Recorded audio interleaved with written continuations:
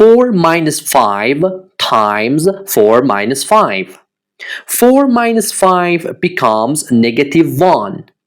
And 4 minus 5 becomes negative 1 again. And negative 1 times negative 1 becomes positive 1. But this answer is wrong because we haven't paid attention to the PEMDAS rule. Look, PEMDAS is just a simple trick to remember the order of operations in math, from first to last.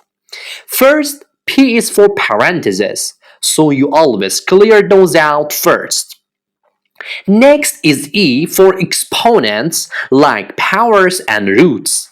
Then you have M and D for multiplication and division. These two are on the same level, so you just solve whichever one comes first, from left to right.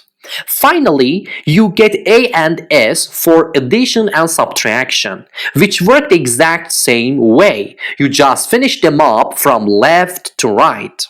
If you're enjoying the video so far, please hit the like and subscribe buttons. It really helps support the channel. Now let's get back to the video. According to the PEMDAS rule, we first solve what's inside the parentheses. 4 minus 5 equals negative 1. So the expression becomes 4 minus 5 times negative 1. Here multiplication takes priority over subtraction. So negative 5 times negative 1 equals 5.